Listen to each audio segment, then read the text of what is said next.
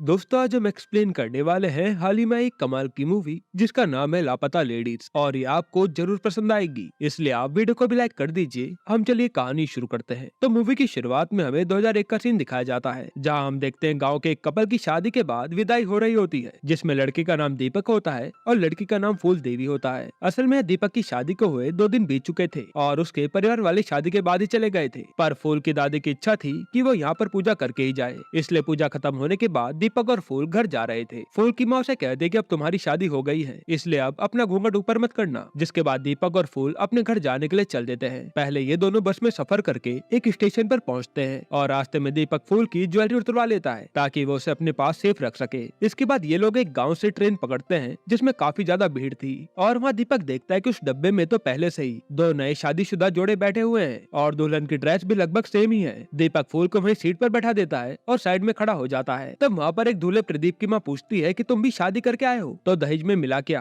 और वो अपने बारे में बताने लगती है कि हमें तो बाइक, कैश सब मिला है। पर वहाँ प्रदीप तो अपने ससुराल वालों से अभी भी नाराज था, क्योंकि उसे थोड़ा और दहेज चाहिए था। फिर प्रदीप की माँ दीपक से पूछती है कि अब तुम बताओ, जिसका दीपक कोई जवाब नहीं देता। और प्रदीप की माँ कहती है कि जरूर लड़के में ही खोट होगा। जिसके थोड़ी देर बाद दीपक को भी सीट मिल जाती है। तब दीपक को टॉयलेट जाना था, तो वो फूल को बताकर टॉयलेट जाता है। तभी वो ट्रेन स्टेशन पर रुकती है और ट्रेन में भीड़ घुस जाती है और धीरे धीरे करके फूल साइड में खिड़की के पास पहुंच जाती है। फिर प्रदीप भी उसी सीट पर बैठ जाता है और उसकी वाइफ भी उसी के साथ थी, और भीड़ के कारण दीपक को साइड में बैठना पड़ता है। अब रात को दीपक का स्टेशन आ गया था, तो वो जल्दीबाजी में फूल समझकर प्रदीप की बीवी को अपने साथ ले जाता है, और प्रदीप की बीवी घूंघट के कारण देख नहीं पाती और नीचे उतर जाती है। तभी प्रदीप की बीवी को समझ आता है कि ये तो उसका पति नहीं है। इसके बावजूद वो दीपक को बिना बताए उसके साथ चल देती है। अब वो ऐसा क्यों करती है वो हमें आगे पता चलेगा। फिर दीपक अपने गाँव पहुँच जाता है, जहाँ उसके दोस्त उसका बैंड बाजे के साथ स्वागत करते हैं। फिर दीपक खुशी खुशी अपनी बीवी के साथ घर जाता है। तब दीपक की माँ उन दोनों की आरती करती है और फिर दुल्हन को घूंघट उठाने के लिए कहती है। अब जैसी वो लड़की घूंघट उठाती है तो सब उसका चेहरा देखकर चौंक जाते हैं, क्योंकि यहाँ तो फूल की जगह कोई और ही आ गई थी। तब वो लड़की बताती है कि मेरा नाम पुष्पा है और मैं गलती से दीपक के साथ आ गई हूँ, और इस घूंघट और अंधेरे के कारण पता ही नहीं चला, और वो उसे अपना पति समझकर उसके साथ यहाँ आ गई। अब इस पर दीपक के पापा से खूब डांटते हैं कि कोई सामान की तरह अपनी बीवी को कैसे भूल सकता है, और ये सुनकर दीपक चिंता में पड़ जाता है कि अब उसकी फूल का क्या हाल हो रहा होगा, क्योंकि उसे तो पता ही नहीं है कि दीपक ट्रेन से उतर चुका है। फिर दीपक के घर वाले पुष्पा से उसके गांव के बारे में पूछते हैं, तो वो कहते कि वो गंगापुर की रहने वाली है, लेकिन वहाँ तो गंगापुर के कई सारे गांव थे, और पुष्पा को तो अपने ससुराल का भी पता नहीं था कि वो कहाँ है। वो तो बस अपने पति का नाम पंकज बताती है। साथ ही उसके पास एक नंबर भी था जो वो दीपक को दे देती है, लेकिन वो नंबर भी बार बार गलत ही बता रहा था।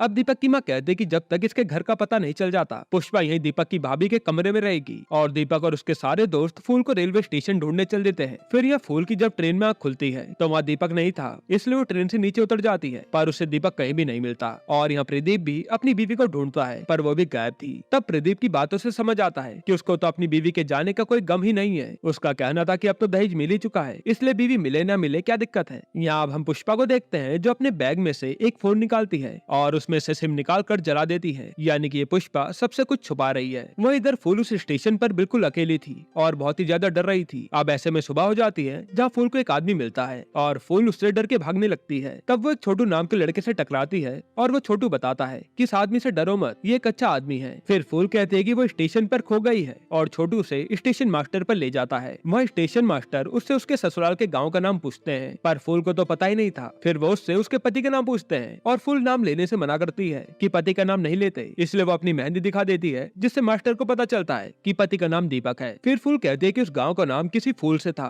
और यहाँ इन्हें कुछ भी समझ नहीं आता कि ये किस गाँव की बात कर रही है। तब स्टेशन मास्टर उसे पुलिस के पास जाने के लिए कहते हैं और फूल मना कर देती है कि वहाँ जाने से डर लगता है। जिसके बाद छोटू उसे एक दादी के पास ले जाता है कि अब तो तुम्हारी मदद वही कर सकती हैं, जो कि वहाँ स्टेशन पर चाय समोसा की स्टॉल चलाती हैं। अब दादी फूल की कहानी सुनती है और कहती है कि जरूर तेरा पति तुझे छोड़कर भाग गया होगा, क्योंकि उसने सुहागरात मना ली, गहने भी ले लिए, इसलिए उसने अब तुझे छोड़ दिया। पर फूल कहते कि नहीं, वो ऐसा नहीं कर सकते, मुझे उन पर विश्वास है कि वो मुझे ढूंढ रहे होंगे। जिस पर दादी फूल की मदद करने के लिए मान जाती है और वह फूल को उस स्टॉल पर तब तक काम करने के लिए लगा देती है। इधर अब फूल का पता लगाने के लिए दीपक अपने दोस्तों के साथ पुलिस पे जाता है और वह इंस्पेक्टर श्याम को सब कुछ बताने लगता है। तब श्याम को तो लगता है कि वो लड़की सारी ज्वेलरी लेकर खुद ही भाग गई होगी, पर दीपक कहता है कि नहीं, गहने तो मेरे पास ही हैं। फिर श्याम पूछता है कि वो जो लड़की तुम्हारे साथ आई है उस पर गहने हैं क्या? तो दीपक कहता है कि हाँ, उसके पास तो अच्छी खासी ज्वेलरी है, जिससे श्याम को उस पर शक होता है। वही दीपक फूल की फोटो दिखाता है और फोटो देखते ही श्याम दीपक का मजाक बनाने लगता है, क्योंकि फोटो में तो इतना बड़ा घूंघट था और ये केस भी सबसे अनोखा था। था जहाँ दूल्हा दुल्हन ही बदल लाया हो। अब शाम दीपक से कहता है कि कल पुष्पा को लेकर थाने आना और वो केस को सॉल्व करने की सोचता है। हालांकि सबसे बड़ी चुनौती तो ये थी कि वो फूल को पहचानेगा कैसे। इधर हम प्रदीप को देखते हैं जो अपनी बीवी की मिसिंग कंप्लेन लिखवाने आता है और यहाँ पता चलता है कि ये तो प्रदीप की दूसरी शादी थी, क्योंकि पहली वाली को तो उसने जिंदा जला दिया था, पर यह बात कोर्ट में प्रूफ नहीं हुई थी। इसके बाद जब यहाँ दीपक अपने घर आता है तो यहाँ घर वालों ने बवाल मचा रखा था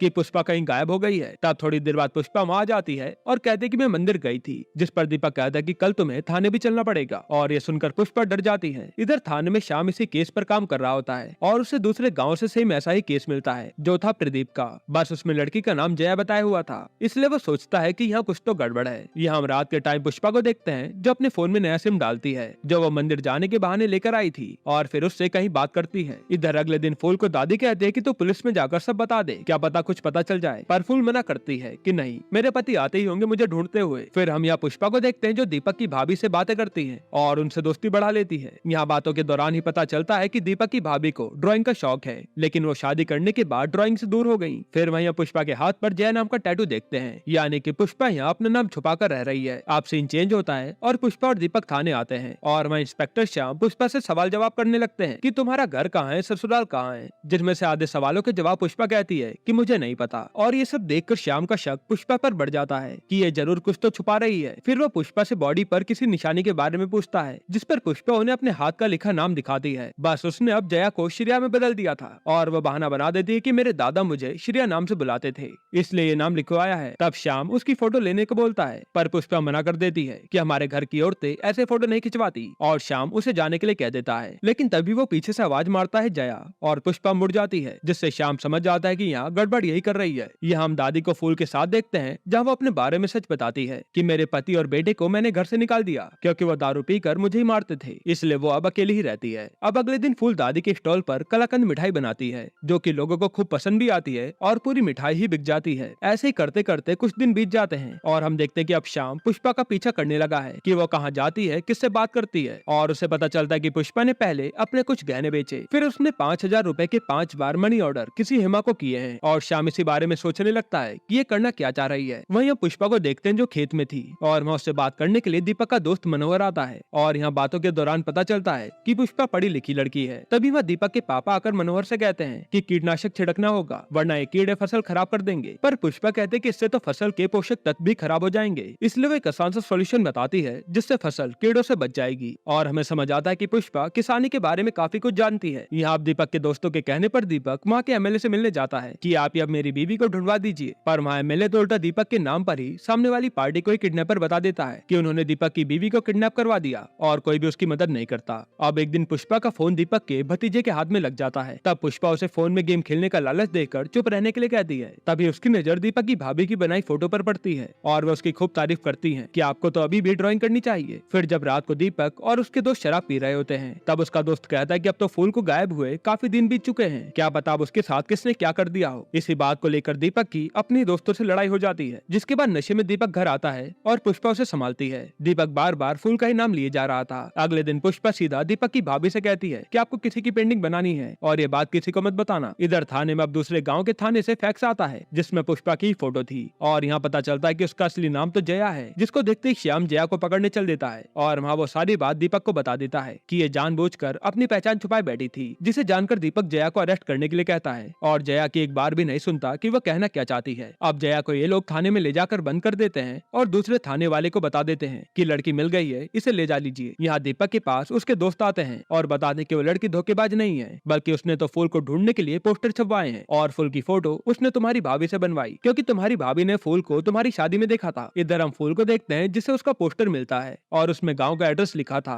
गाँव का नाम था सूरजमुखी, जिसके बाद स्टेशन मास्टर उसी गाँव में जाने वाली ट्रेन में उसे बैठा देते हैं। अब इधर दीपक सीधा थाने चला जाता है और वहाँ वो जया से सच्चाई पूछता है कि आखिर तुम यहाँ पर क्यों छुपी हुई थी, जिस पर वो बताती है कि मैंने 12th में टॉप किया था और वो आगे देहरादून जाकर ऑर्गेनिक फार्मिंग की पढ़ाई करना चाहती थी, पर उसके घर वालों ने उसकी शादी जबरदस्ती तय करवा दी और उसके दहेज के लिए सारी खेती की जमीन भी बेच दी। जिसके बाद शादी से 2 दिन पहले उसे पता चला था कि लड़के ने अपनी पहली पत्नी को दहेज के कारण मार दिया था, पर अपने माँ बाप की हालत देखकर वो चुप ही रही। फिर वो बताते कि जब दीपक ने उसे ट्रेन से चलने के लिए कहा तो वो ये सोचकर चुप रही कि मौका मिलते ही वो अपनी पढ़ाई के लिए देहरादून चली जाएगी, इसलिए वो अब तक अपनी कजन हेमा को पैसे भेजती जा रही थी। फिर वो कहते कि मैं कल ही देहरादून जा रही थी, लेकिन दीपक नशे में फूल के लिए परेशान था जिसे देखकर मैंने पोस्टर छपवा दिए ताकि ये फूल से मिल पाए, और उसमें मेरा नंबर था। तभी वो शाम को अपना फोन चेक करने के लिए कहती है और उसमें स्टेशन मास्टर की कॉल आई हुई थी, जिससे पता चलता है कि फूल उनके गांव पहुंचने वाली है। और ये सुनती दीपक फूल को लेने चल देता है, जहाँ उसे फूल मिल जाती है और वो इससे काफी खुश होता है। इसके बाद थाने में प्रदीप जया को लेने आता है और वो शाम को ये मामला दबाने के लिए पैसे भी देता है कि अब जो यहाँ पर होगा उसमें तुम कुछ नहीं बोलोगे। फिर जैसे ही वहाँ जया आती है, प्रदीप उसे चाटा लगा देता है और कहता है कि चल अब तुझे घर पे बताता हूँ। उसी समय श्याम प्रदीप को रोकता है और कहता है कि मेरा काम था जया को ढूंढना, पर अब जया की मर्जी है कि वो तेरे साथ जाना चाहती है या नहीं। जिस पर जया मना कर देती है और श्याम प्रदीप को हड़काकर घर भेज देता है कि आज के बाद इसे परेशान मत करियो वरना तुझे ढूंढ के मारूंगा। फिर श्याम जया को उसकी बाकी की ज्वेलरी देता है जो उसने अपने पास जब्त कर ली थी और कहता है कि जाकर देहरादून में मन लगाकर पढ़ना। अब सीन चेंज होता है और जया देहरादून के लिए जा रही थी। तब दीपक का दोस्त मनोहर दीपक के जरिए जया से अपने दिल की बात कहता है कि मुझे चिट्ठी लिखते रहना, क्योंकि उसे जया पसंद थी। और ये मूवी यहीं पर खत्म होती है। दोस्तों, ये मूवी कॉमेडी के साथ साथ कई सारे सोशल मैसेज भी देती है। आपको ये मूवी कैसी लगी हमें कमेंट में जरूर बताइएगा, और अगला एक्सप्लेनेशन आप कौन सी मूवी पर देखना चाहते हैं वो भी कमेंट कीजिएगा।